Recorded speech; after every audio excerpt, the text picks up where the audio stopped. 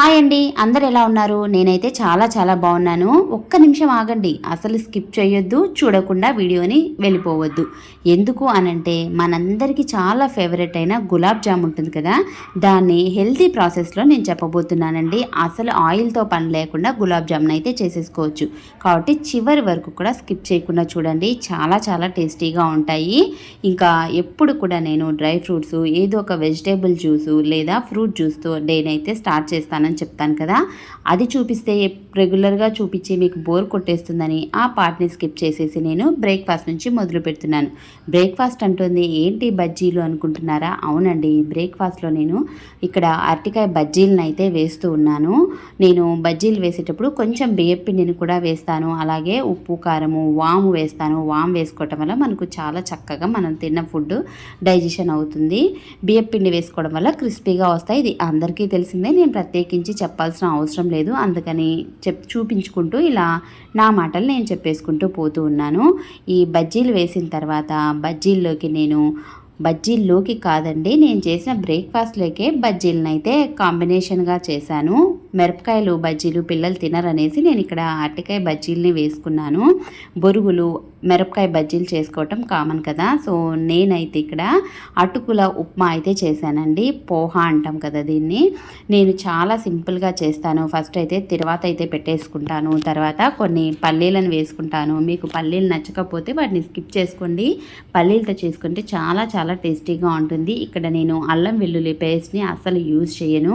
కాస్త పసుపు వేసేసుకొని పోపు వేసేసుకొని ఈ పల్లీలు వేగిపోయిన తర్వాత అందులో కడిగేసి పెట్టేసుకున్న అటుకుల్ని వేసేస్తాను. టేస్ట్కి సరిపడా సాల్ట్ వేస్తాను. చాలా టేస్టీగా ఉంటుంది. మీరు కూడా ఈ ప్రాసెస్లో ఒకసారి ట్రై చేయండి. ఇక్కడ నేను పాలను అయితే కాస్తున్నాను కదా, ఈ మధ్య కొంతకాలం నుంచి అంటే ఆల్మోస్ట్ ఒక 1 ఇయర్ నుంచి నేనైతే పార్ట్స్ని వాడుతున్నాను. 1 ఇయర్ నుంచి కాదండి, బిఫోర్లో కూడా నా దగ్గర ఒక 2 కుండలు ఉండేవి. ఈ నల్ల కుండ ఒకటి, ఇంకోటి నేను రెగ్యులర్గా రైస్ చేసే కుండ ఒకటి ఉండేది. ఈ మధ్యకాలంలో ఇంకొన్ని పార్ట్స్ని అయితే నేను కొనుక్కున్నాను.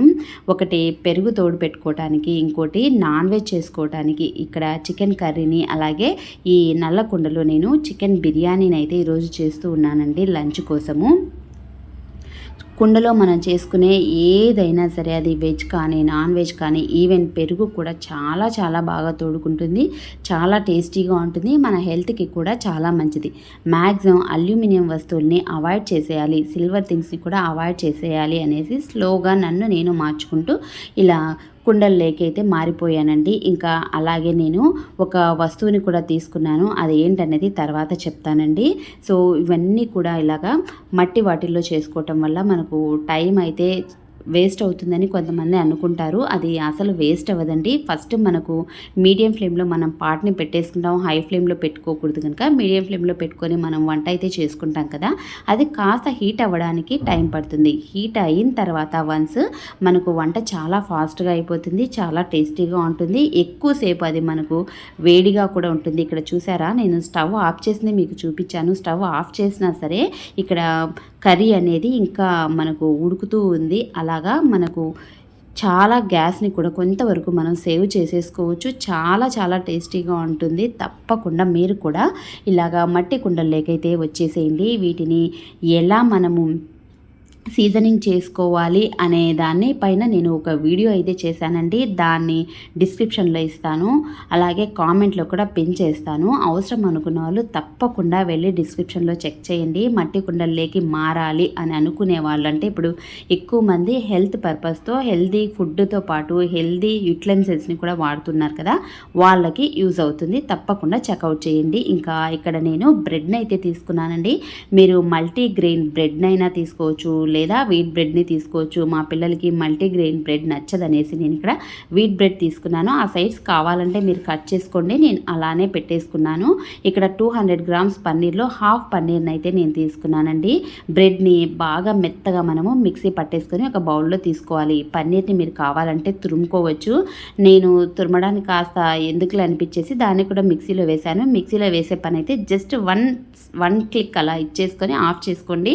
వెంటనే అది మెల్ట్ అయిపోతుంది కదా. సో అందుకనేసి ఆ పన్నీర్ని అంటే ఇక్కడ 4 బ్రెడ్ పీసెస్ని తీసేసుకుంటే ఒక 100 గ్రామ్స్ పన్నీర్ని అయితే తీసుకున్నానండి. టేస్ట్ ఇంకొంచెం పన్నీర్ మీరు వేసుకున్నా కూడా చాలా చాలా బాగుంటుంది. ఇదైతే పర్ఫెక్ట్గా ఉంటుంది. కావాలనుకుంటే ఇంకొక 50 గ్రామ్స్ వరకు పన్నీర్ని యాడ్ చేసేసుకోవచ్చు.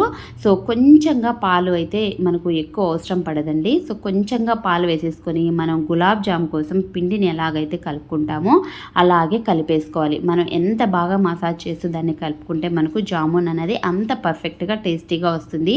అది బయట మనం కొనుక్కునే రెడీమేడ్ జామున్ మిక్స్ కూడా సేమ్ ఇదే ప్రాసెస్లోనే ఇంత బాగా మనం మిక్స్ చేసుకుంటే సాఫ్ట్గా వస్తాయి మనకు జామున్స్. ఒక 10 నిమిషాలు ప్లేట్ క్లోజ్ చేసేసి పక్కన ఉంచేసాను. 10 నిమిషాల తర్వాత జామున్ బాల్స్ని మనం ఎలా ప్రిపేర్ చేసుకుంటామో సో అలానే ఎటువంటి క్రాక్స్ లేకుండా బాల్స్ అన్నింటినీ రెడీ చేసుకొని పక్కన ఉంచేసుకోవాలి. ఇక్కడ నేను బెల్లంతో చేస్తూ ఉన్నానండి. హెల్దీ ప్రాసెస్లో చూపిస్తానని మీకు మాట ఇచ్చాను కదా, మరి షుగర్ వేస్తే ఏం బాగుంటుంది, అందుకనేసి బెల్లంతో చేస్తూ ఉన్నాను. బెల్లంలో కూడా ఇప్పుడు ఒక హాఫ్ ముద్ద అంటే ఇప్పుడు రౌండ్గా ఒక బెల్లం ఉంటుంది కదా, దానిలో హాఫ్ వరకు, హాఫ్ కంటే కొంచెం తక్కువగానే తీసుకున్నాను.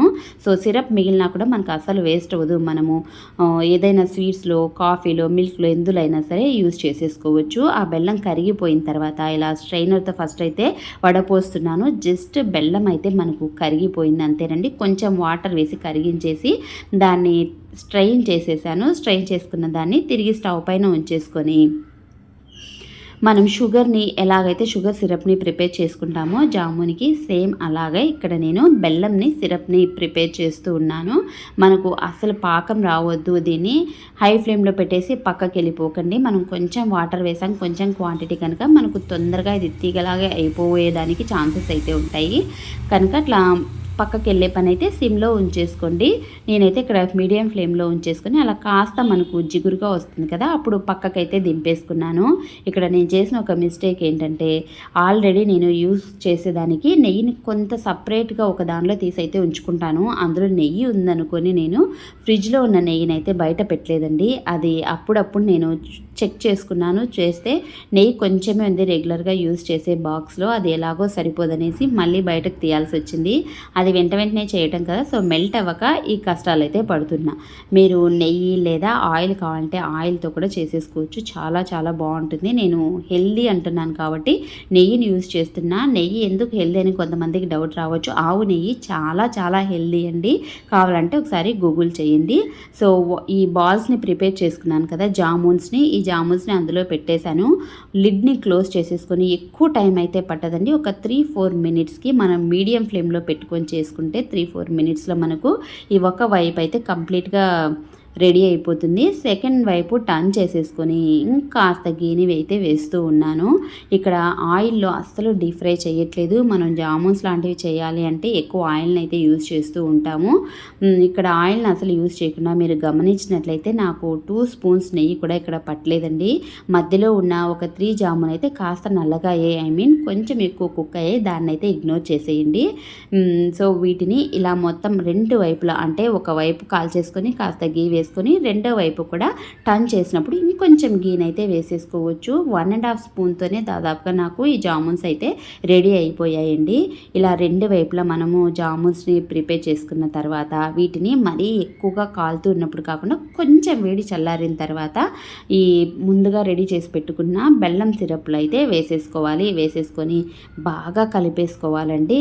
అసలు గంట యూజ్ చేయకోకుండా మనము ఇలాగ ఒక హోల్డర్ని పట్టేసుకొని ఇలా కలుపుకుంటే చాలా బెస్ట్.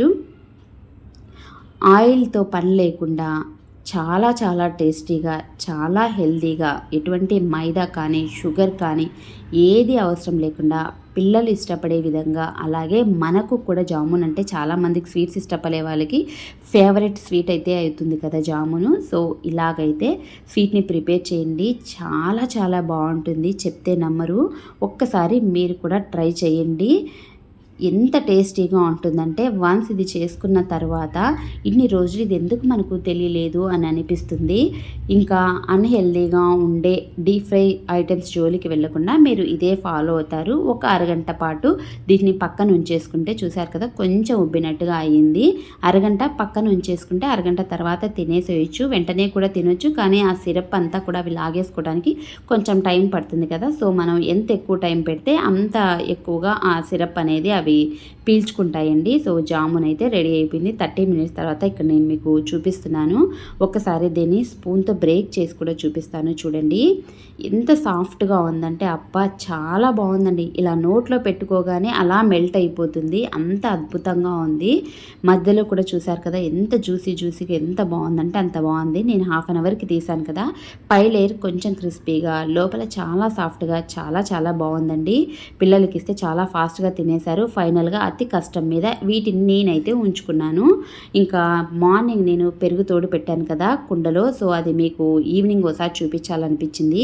చూసారు కదా చాలా బాగా తోడుకుంటుందండి. చాలా బాగుంటుంది. తప్పకుండా మీరు కూడా ఇలా హెల్తీ లైఫ్ స్టైల్లోకి కొంచెం అలవాటు చేసుకోండి. ఎందుకంటే మనం అల్యూమినియం వాటి కోసం బాగా అలవాటు పడిపోయాం కదా, ప్రెషర్ కుక్కర్స్ అనేసి అల్యూమినియం, సిల్వర్. సో స్లోగా మనల్ని మనం మార్చుకోవడానికి ట్రై చేయటం అంతేనండి. ఈ హెల్తీ గులాబ్ జామ్ మీరు కూడా తప్పకుండా ట్రై చేసి ఎలా వచ్చిందో కామెంట్లో చెప్పండి. ఇంకా నేను ఒక వస్తువు తీసుకున్నాను అన్నాను కదా, అది లేడీస్కి చాలా యూస్ఫుల్ అయిన వస్తువు అండి. అది మన కిచెన్కి సంబంధించిన ఒక వస్తువు. అది ఏంటనేది గెస్ట్ చేసి కామెంట్లో అయితే చెప్పండి. అది ఏంటి అనేది నేను నెక్స్ట్ వ్లాగ్లో అయితే చెప్తాను. అంతవరకు don't forget to like, share and subscribe. Stay connected.